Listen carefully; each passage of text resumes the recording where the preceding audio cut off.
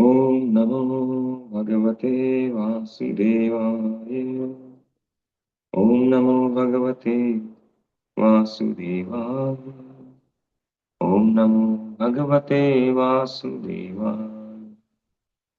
नारायणं नमस्कृत्य नरं चैव नरोत्तमं देवीं सरस्वतीं व्यासं ततो जयमुदीरये। नष्टप्रायेषु भद्रेषु नित्यं भागवत सेवया भगवती उत्तम श्लोके भक्तिर्भवति नैष्टिकी। नमो विष्णुपादाय कृष्णप्रेष्ठाय भूतले श्रीमते भक्तिवेदांत स्वामिनिति नामिने। नमस्ते सारस्वती देवी गौरवाणी प्रचारिणे निर्विशेष शून्यवादी पाश्चात्य देशतारिणे।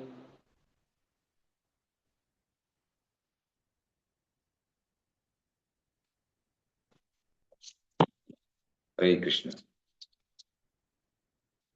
श्रीमद् भागवतम स्कंद 1 अध्याय 9। भगवान कृष्ण की उपस्थिति में भीष्मदेव का देह त्याग। श्लोक संख्या 36।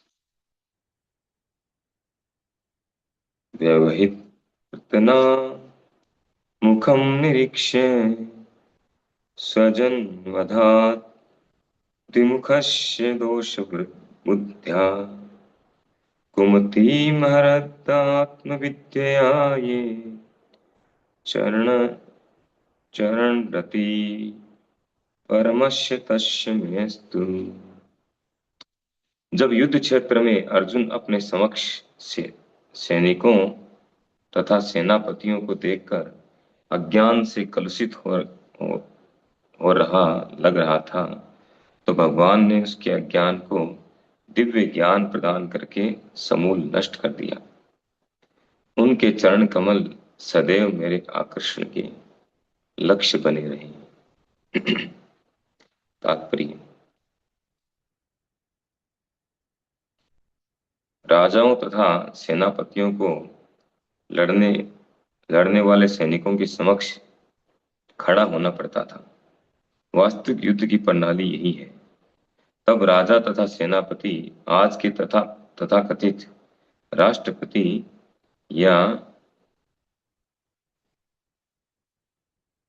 रक्षा मंत्री जैसे नहीं होते थे। जब बेचारे सैनिक या भाड़े के सिपाही एक दूसरे से आमने सामने लड़ रहे होते थे, तो राजा या सेनापति घर में बैठे नहीं रह सकते थे। ये आधुनिक प्रजातंत्र का विधान हो सकता है, लेकिन जब वास्तविक राजतंत्र था तो सम्राट ऐसे नहीं होते थे, जो योग्यता पर विचार किए बिना जो योग्यता पर विचार किए बिना चुने जा सकने वाले कायरों जैसे हो। जैसा कि कुरुक्षेत्र के युद्ध स्थल से स्पष्ट है, दोनों पक्षों के कार्यकारी प्रधान यथा द्रोण, भीष्म, अर्जुन तथा दुर्योधन सोए हुए नहीं थे।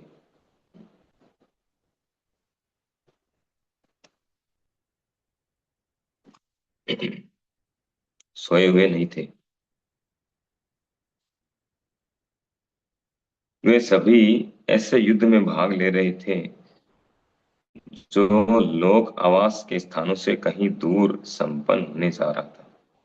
इसका अर्थ ये हुआ कि निर्दोष नागरिक प्रतिद्वंदी राजसी दलों के युद्ध के प्रभाव से बचे रहते थे।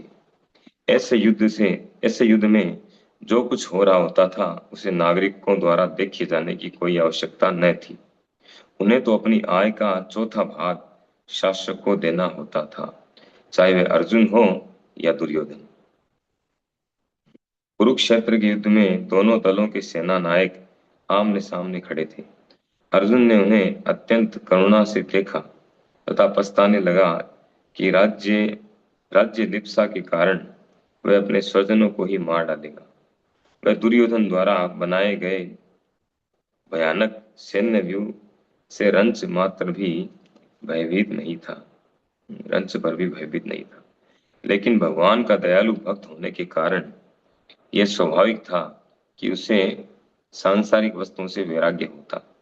अतएव उसने निश्चय किया कि वह सांसारिक वैभव के लिए युद्ध नहीं करेगा, लेकिन यह तो अल्प ज्ञान के कारण था। इसलिए कहा गया है कि उसकी बुद्धि कलुषित हो गई थी।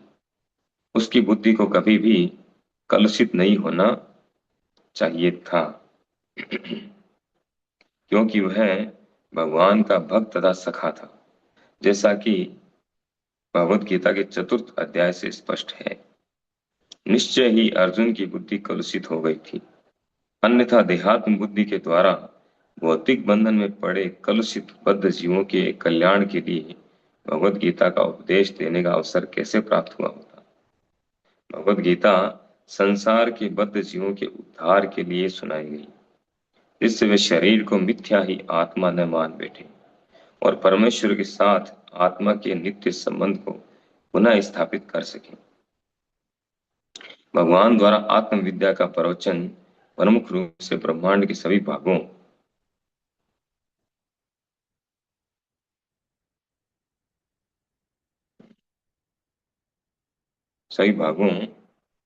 के समस्त व्यक्तियों के लाभ के लिए हुआ था। श्रील प्रभुपाद की जय। तो विष्णुदेव प्रार्थना कर रहे हैं भगवान श्री कृष्ण के समक्ष, और ये घटना जो है सूत गोस्वामी, शौनक आदि ऋषियों से नैमिषारण्य में उन्होंने इस घटना को बताया था। तो यहाँ इस श्लोक में कह रहे हैं विष्णुदेव क्या कह रहे हैं, भगवान से क्या प्रार्थना कर रहे हैं कि जब कुरुक्षेत्र में अर्जुन अपने समक्ष सैनिकों तथा सेनापतियों को देखकर अज्ञान से कलुषित हो रहा लग रहा था, तो भगवान ने उनके अज्ञान को दिव्य ज्ञान प्रदान करके समूल नष्ट कर दिया। तो उनके चरण कमल सदैव मेरे आकर्षण के लक्ष्य बने। ऐसे भगवान के चरण कमल जो हैं वो उनके आकर्षण के लक्ष्य बने।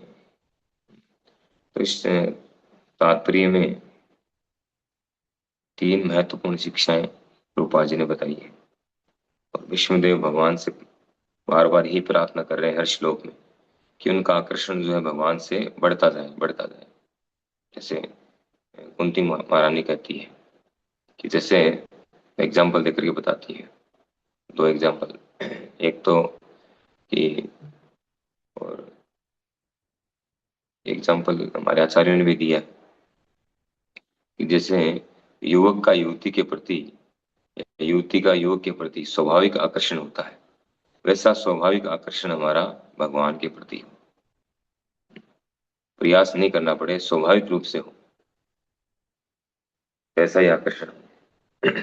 एक एक उदाहरण जो है कुंती माने कहती है कि जैसे नदी जो है वो बिना रुके, वो बिना कोई प्रयास के निरंतर समुद्र की ओर बढ़ती जाती है, तो एक्स्ट्रा प्रयास नहीं करना पड़ता और बिना रुके नॉन स्टॉप चलती है, और जाके अंत में अपना डेस्टिनेशन समुद्र में मिल जाती है। उसी प्रकार से जो है वो कहती है कि मेरी चेतना ऐसी हो, निरंतर आपकी ओर अग्रसर। तो इसी प्रकार से जो है, उसी प्रकार से विष्णुदेव भी यही बात कह रहे हैं कि मेरा आकर्षण आपकी ओर बढ़ता जाए, आपके प्रति मेरा आकर्षण। तो तात्पर्य में 3 बहुत महत्वपूर्ण जो है शिक्षाएं हैं प्रभुपाद जी बता रहे हैं। एक तो है राजाओं के लिए कि राजाओं का क्या कर्तव्य होना चाहिए।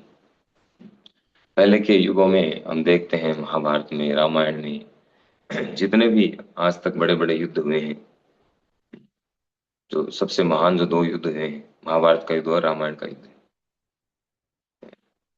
तो इन दोनों युद्ध में देख सकते हैं, या और भी युद्धों में देख सकते हैं जो पहले वैदिक काल में हुए थे, उनमें जो राजा होते थे वास्तव में क्षत्रिय होते थे, प्योर क्षत्रिय। और क्षत्रिय की विशेषता क्या है? युद्ध च अपलायन, वो कभी युद्ध से पीठ नहीं दिखाता है, मुंह नहीं मोड़ता है। उसको अगर आकर के वो ललकारता है तुरंत बाहर आके युद्ध करेगा, पीठ नहीं दिखाएगा, चाहे कुछ भी हो अंजाम उसका। ये क्षत्रिय की सबसे बड़ी विशेषता है। तो पहले जो है राज सत्ता में राज्य के जो अधिकारी होते थे क्षत्रिय होते थे, और उनको उनके गुणों के आधार पर चुना जाता था, किसमें क्षत्रिय के गुण हैं, ये राजा बनने के योग्य है। उस व्यक्ति को राजा बनाया जाता था। और जब युद्ध होते थे, और क्षत्रिय का कर्तव्य क्या है? छत्रायतेति क्षत्रिय, जो चोट खाए की रक्षा करे, अपने नागरिकों की रक्षा करे हर प्रकार से, ये क्षत्रिय का कर्तव्य है। अगर कोई दूसरा देश या दूसरा राज्य उस पर हमला करे तो वो उससे बचाए, युद्ध करके मैदान में जाके, ये क्षत्रिय कर्तव्य था। और पहले जो युद्ध होते थे उसमें जो मुख्य, जो राजा है, सेनापति है, मंत्री है, जो भी मुख्य मुख्य व्यक्ति होते थे, सब युद्ध में सबसे आगे फ्रंट में होते थे। सामने वाले भी एकदम फ्रंट में होते थे राजा लोग। और राजा और उनके सेनापति, मंत्री और उनकी सेना, बस। और वो भी युद्ध कहाँ करते थे? एक पर्टिकुलर एक एरिया चुनते थे युद्ध के लिए, वहां जाकर के टेंट लगाते थे। ये कितने दिन युद्ध चलेगा पता नहीं है, सारे खाने पीने की व्यवस्था होती थी, कुकिंग की व्यवस्था होती थी। और सूर्योदय होता था तो जो भी उनका टाइमिंग होता था उस टाइम के अकॉर्डिंग वो युद्ध शुरू करते थे कि इतनी बजे युद्ध शुरू करना है, इतनी बजे खत्म करना है। रूल्स होते थे इसके। दोनों पार्टी बैठ करके रूल बनाती थी, नियम बनाती थी, किस तरह से हम युद्ध करेंगे। जैसे महाभारत में हम देखते हैं, युद्ध के नियम बनाए गए, ये नियम रहेंगे युद्ध के। और फिर जो है युद्ध करते थे आमने सामने। और आम जो जनता है, जो व्यापारी वर्ग है, जो शूद्र हैं या ब्राह्मण हैं, उनको कोई लेना देना नहीं होता था। वो अपना काम सुचारू रूप से जारी रखते थे। गांव में, शहरों में किसी तरह का कोई अटैक नहीं होता था, किसी तरह कोई डिस्टरबेंस नहीं होता था। वो अपना शांति से अपना जीवन जीते थे। उनका काम एक ही था, टैक्स देना। 25% जो है वो टैक्स उनको देना पड़ता था। बाकी काम सब राजा का, सब कुछ व्यवस्थाएं देखना, युद्ध करना, क्या करना। अब जिसमें क्षत्रिय के गुण होते थे ऐसे लोगों को सेना में भर्ती लिया जाता था। तो इस प्रकार से युद्ध होता था। और उस पर्टिकुलर जगह को चुन करके वहां युद्ध करते थे। फिर वहां युद्ध का निर्णय, एक राजा, कोई भी एक टीम का राजा मारा गया तो फिर दूसरा वाला जीत गया। जीत गया तो उस राज्य पे वो अधिकारी हो गया, तो फिर उसकी सत्ता आ गई, उसकी कानून व्यवस्था आ गई। और कानून व्यवस्था जो है वो मन मर्जी की नहीं होती थी। बाकायदा जो है वो मनु संहिता, मनुस्मृति को फॉलो करते थे। क्योंकि जो क्षत्रिय होते थे, वास्तविक जो क्षत्रिय है, वो हमेशा अपने गुरु के, ब्राह्मणों के निर्देशन में राज्य चलाता। और ब्राह्मण जो है या उनके गुरु हैं, वो वैदिक धर्म का पालन करते थे, वैदिक शास्त्रों का पालन करते थे। तो रूल्स एक ही थे पूरे भारतवर्ष में, पूरी पृथ्वी पर, उसके अनुसार शासन होता था। तो ये सारी व्यवस्था थी। लेकिन अभी का अगर प्रेजेंट हम देखें, और उस समय आम व्यक्ति को कोई टेंशन नहीं थी, कोई राजा जीत गया, उसकी सत्ता आ गई, उनको टैक्स देना है। जैसे यहाँ रूपा जी ने कहा, चाहे अर्जुन हो चाहे दुर्योधन हो, राजा कोई भी हो, उससे कोई फर्क नहीं पड़ेगा, उनको तो टैक्स देना है और शांति से अपना जीवन जीना है, अपने कर्तव्यों का पालन करना है। ये था युद्ध करना, राजा का काम, और जो क्षत्रिय गुणों वाले व्यक्ति हैं उनका काम था। अभी का हम देखें अगर, तो एकदम विपरीत, उल्टा है। अभी जो राज सत्ता में जो लोग हैं, जो हम पिछले 60 70 75 वर्षों से, आजादी के बाद से हम देख रहे हैं, उसको झेल रहे हैं। और दूसरे दूसरे देशों में भी हम देख रहे हैं, पहले से जहाँ चल रहा है, जहाँ ये वोटिंग वाला सिस्टम है, लोकतंत्र। रूपा जी कहते थे कि ये जो डेमोक्रेसी नहीं है, ये डिमोक्रेसी है, डिमोक्रेसी। ये डेमोक्रेसी नहीं है, लोकतंत्र नहीं है वास्तव में, एक तरह से आसुरी सत्ता है। क्यों है? क्योंकि इसमें गुणों के आधार पर व्यक्ति नहीं चुना जाता है। जो व्यक्ति सत्ता में आता है, उसमें क्षत्रिय गुण है कि नहीं है कुछ पता नहीं। कौन जज करने वाला है? चुनने वाले ब्राह्मण नहीं है। इंटेलिजेंट, जो इंटेलेक्चुअल क्लास जो है, इंटेलिजेंट वर्ग जो है, बुद्धिमान वर्ग, वो उसको नहीं चुनता है। पहले बुद्धिमान वर्ग चुनता था प्रशासक वर्ग को। राजा का चुनाव बुद्धिमान वर्ग यानी ब्राह्मण करते थे कि कौन राजा बनेगा, शास्त्रों के आधार पर, इसमें गुण है कि नहीं है, गीता के अनुसार उसमें गुण है कि नहीं है, उस आधार पर चुना जाता था। अब ऐसा है ही नहीं। अब चुनने वाले कौन है? चुनने वाले हैं वैश्य और शूद्र। वो चुन रहे हैं। वो किस आधार पे चुनेंगे? वैश्य चुनेंगे अपने व्यापारिक लाभ के आधार पर, ये हमें व्यापारिक लाभ देगा तो उसको वोट देंगे। शूद्र चुनेंगे किस आधार पे? जो उनको फैसिलिटी देगा, ज्यादा से ज्यादा शराब सस्ती कर देगा, उनको रहने के लिए फ्री आवास दे देगा, फ्री उनको अन्न दे देगा, फ्री मोबाइल दे देगा, जो फालतू की जितनी सुविधाएं हैं जो फ्री दे देगा, उसको राजा चुनेंगे, उसको बनाएंगे। तो क्षत्रिय कैसे चुनेगा फिर? क्षत्रिय का चुनाव कैसे होगा?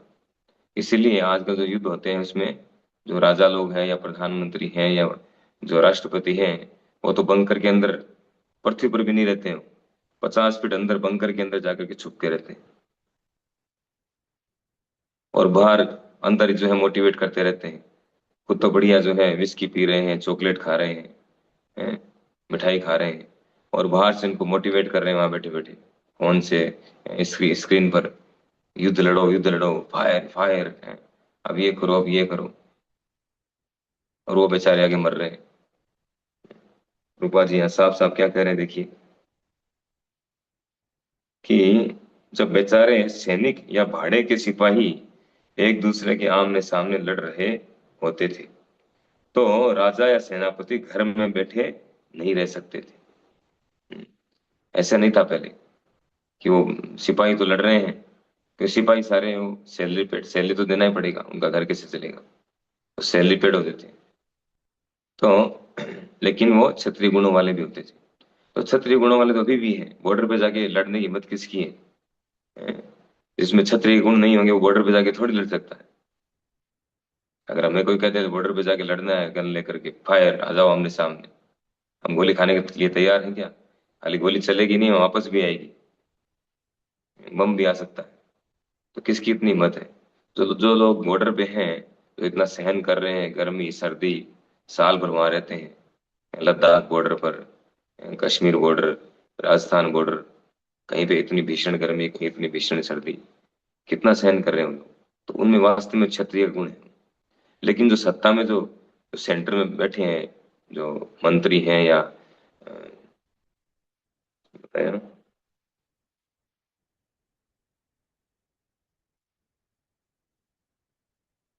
रक्षा मंत्री, जो रक्षा मंत्री हैं या प्रधानमंत्री हैं, राष्ट्रपति हैं, वो तो कहीं दिखते नहीं। वो कभी बॉर्डर पर नहीं जाते हैं। इवन चेक करने के बॉर्डर के बॉर्डर बॉर्डर पर नहीं गए होंगे। युद्ध लड़ना तो बहुत दूर की बात। तो इसका मतलब कि उनमें क्षत्रिय गुण नहीं है। तो शासक हैं ऐसे शासक जो अंदर बंकर में बैठ करके ऑर्डर दे रहे हैं या अपने घर महल में बैठे हैं, और ऑर्डर दे रहे हैं वहां से, उनमें क्षत्रिय के गुण नहीं है। अगर क्षत्रिय गुण होते तो आमने सामने जाके बॉर्डर पे लड़ते, जैसा कि पहले था। तो वो व्यापारी हैं, वो व्यापारी वर्ग है एक तरह से। यानी व्यापारी लोग जो हैं, भागवतम में तो कहा गया है साफ साफ, ये कलयुग में जो व्यापारी हैं या शूद्र हैं, वो सत्ता में आ जाएंगे। और वो सत्ता में आएंगे तो क्या होगा? वो सत्ता में आएंगे तो केवल अपना सपना मनी मनी। व्यापारी वर्ग का क्या काम है? पैसा कमाना, कैसे भी हो पैसा। और आजकल का जो व्यापारी वर्ग है, वो तो कैसा है, वो कोई वैदिक नियमों को थोड़ी मानता है। उनका तो एक ही लक्ष्य है, पैसा आना चाहिए। चाहे बुजड़ खाना खोल के आए, चाहे शराब बेच करके आए, कैसे भी आए पैसा आना चाहिए। ऐसा है, इस तरह के हैं। तो इसीलिए ऐसे वर्ग जब सत्ता में आ जाएंगे तो क्या होगा? तब जो है वो कभी युद्ध लड़ने के लिए नहीं जाएंगे। वो केवल पैसे के पीछे भागेंगे। उनका एक ही लक्ष्य है कि स्विस बैंक का अकाउंट कैसे और बड़ा लोकर होता जाए, उसमें कैसे धन बढ़ता जाए, चाहे हमारे काम आए या नहीं आए, चाहे इसको भोग पाएंगे या नहीं भोग पाएंगे, लेकिन धन धन बढ़ाना, वो उनका लक्ष्य होता है। और दूसरा जो है, अगर शूद्र वर्ग आ गए तो, शूद्र वर्ग अगर आ गया सत्ता में, तो और ज्यादा ह्रास हो जाएगा, और ज्यादा बुरा हाल होगा। कुछ कोई कानून व्यवस्था नहीं रहेगी। तो ऐसा होगा कलयुग में, धीरे धीरे जैसे जैसे कलयुग बढ़ेगा। अभी तो जो है अ, द्वापर और कलयुग की संधि काल चल रहा है एक तरह से। जब कलयुग पूरा आ जाएगा, तब क्या होगा, हम सोच भी नहीं सकते। क्या हाल होने वाला है। तो ऐसा हाल है अभी का। तो महत्वपूर्ण शिक्षा ये है इसमें एक, कि जो राजा है वास्तव में उसको कायर नहीं होना चाहिए। यहाँ पर उपा जी कह रहे हैं कि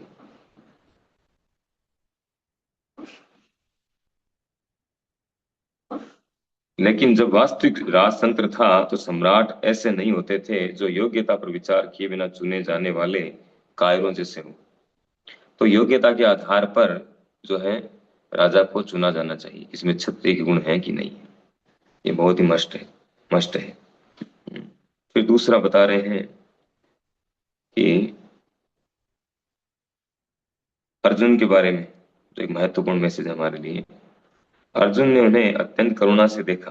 कुरुक्षेत्र के युद्ध में दोनों दलों के सेना नायक आमने सामने खड़े थे।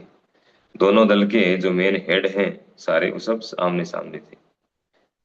अर्जुन ने उन्हें अत्यंत करुणा से देखा तथा पछताने लगा कि राज्य लिप्सा के कारण वह अपने स्वजनों को ही मार डालेगा। वह दुर्योधन द्वारा बनाए गए भयानक सैन्य व्यूह से रंच मात्र भी भयभीत नहीं था।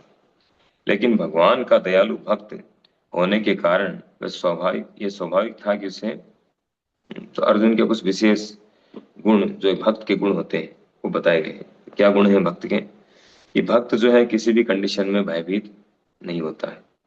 जैसे कि दुर्योधन ने इतना खतरनाक वाला सैन्य व्यूह की रचना की, लेकिन अर्जुन रंच मात्र भी भयभीत नहीं था। ऐसा नहीं कि अर्जुन ने उस युद्ध में वो मर जाएगा, अर्जुन की मृत्यु हो जाएगी, या इतना उसने जो है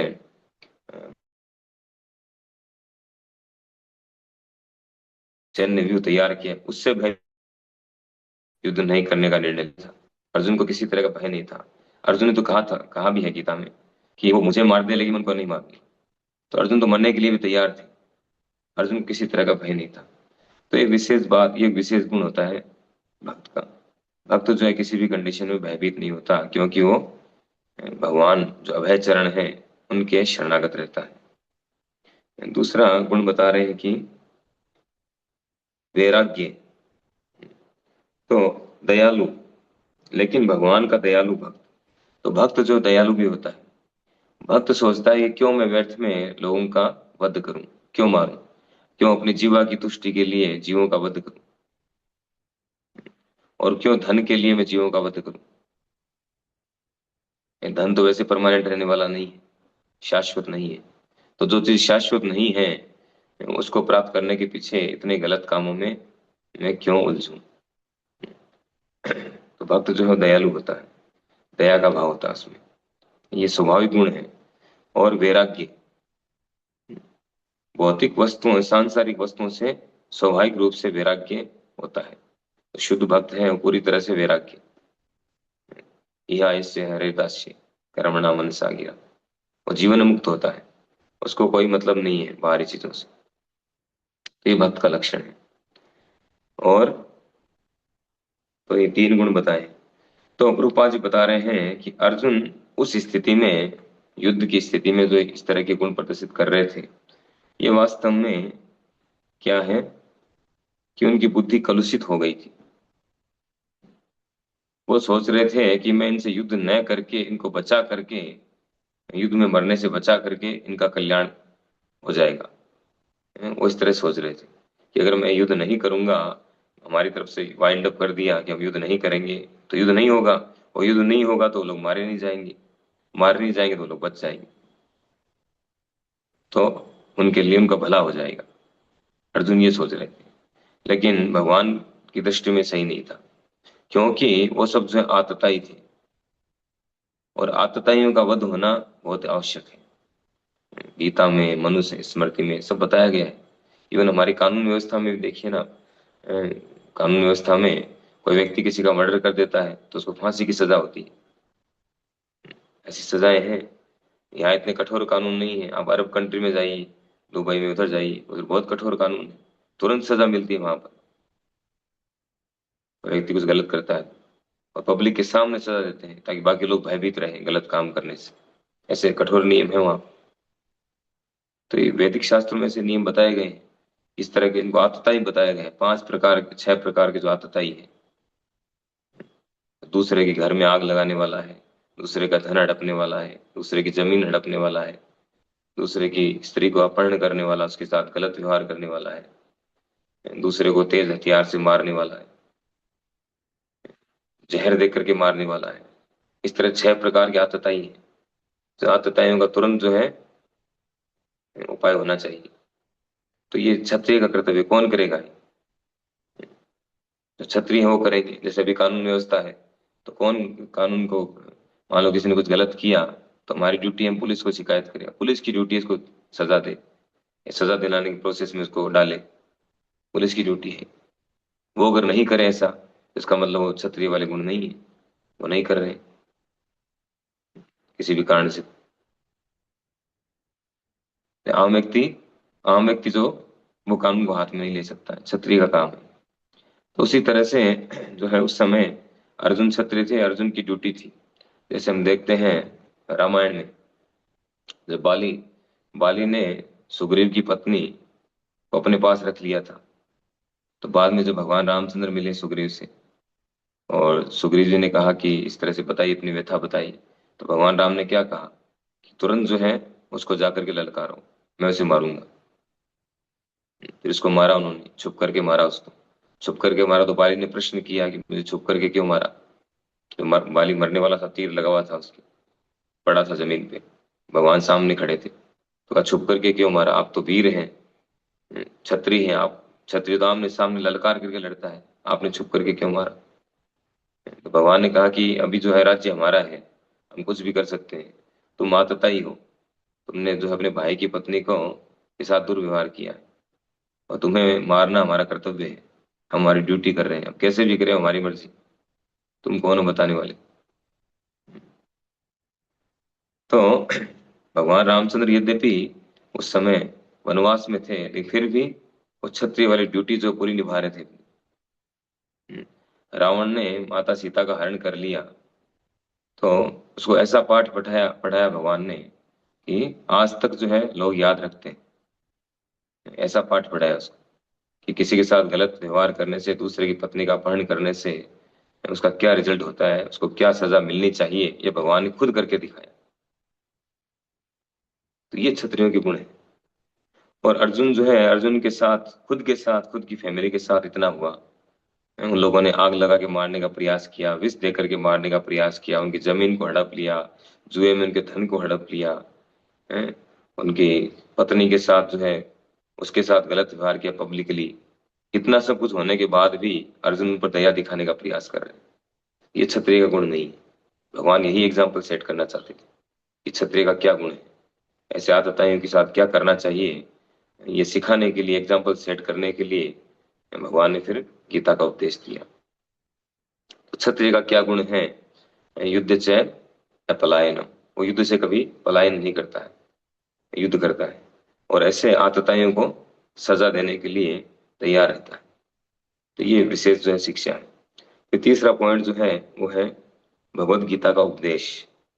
तो अर्जुन की बुद्धि कलुषित हुई, तो इसके पीछे जो लॉजिक है, अर्जुन की बुद्धि कलुषित हुई, इसके पीछे भगवान की एक विशेष योजना थी। और वो योजना क्या थी?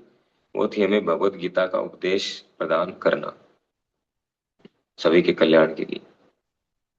जो चौथे अध्याय में भगवान कहते हैं कि क्योंकि ये परंपरा प्रणाली जो है ये ब्रेक हो गई, या इसमें मिलावट हो गई असली ज्ञान में, इसलिए भगवान दोबारा से इसको स्टेब्लिश करना चाहते थे।